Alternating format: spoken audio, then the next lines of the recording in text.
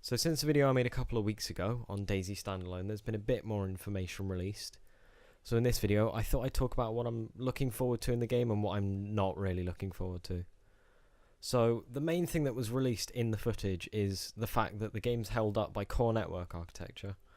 And whilst I'm not a computer scientist or a developer or programmer or anything, it seems a bit shady that it's been taking months. It's 8 months past its release date already, maybe a bit longer. And the game is still stuck on architecture, whereas on the mod it worked absolutely fine. It just used the regular Armor multiplayer. So hopefully they'll be able to sort that out pretty quickly so we can get our game before the end of the year, preferably. Because I think they're aiming for a Christmas release like they were last year, so we'll have to see how that pans out. But another thing that's kind of frustrating me so far is from the video, you can obviously tell there's no vehicles yet other than like scrap vehicles that you scavenge from. And that's a big part of DayZ, being able to like drive around the map rather than having to spend so much time running. Because when DayZ first came out, the vehicle spawns were seriously low. So it was basically like a running simulator, and I don't think many people like that, which is why it took a little while for the mod to pick up popularity. And another thing they showed in the video is the general performance. So the PCs they had at Gamescom, I think it was, were much better than my PC. I think it was like high-end NVIDIA graphics cards, whereas I'm quite a low-end ATI card.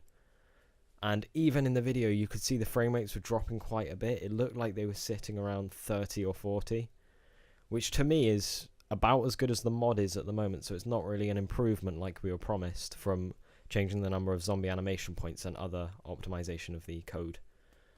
So that's pretty annoying for me, at least, because my graphics card isn't that good. I'm probably only going to get 10 to 20 FPS in cities and maybe 30 outside. But we don't know yet. It's still in very early alpha stages. They're probably going to buff out some of the problems and get us some high frame rates.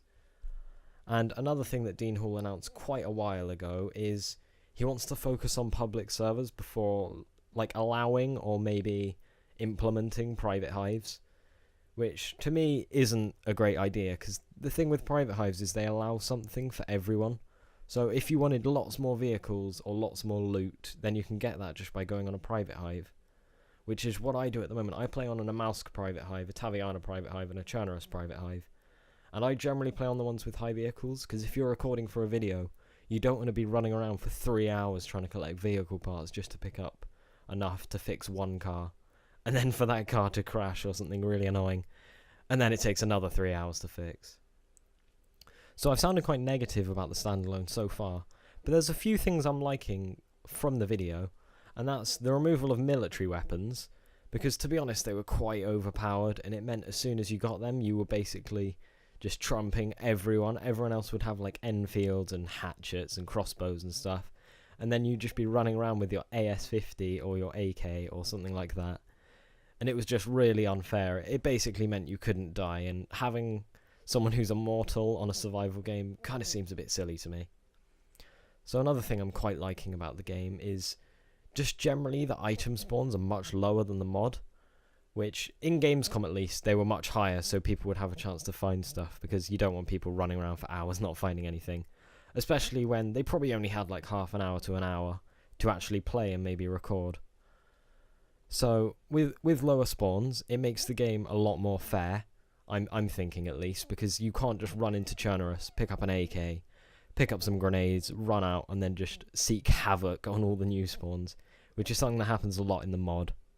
So let me know what you think about the game so far. Should be coming out this year, and I'll be posting some videos on my channel when it does. So thanks for watching the video, and I'll see you in the next one.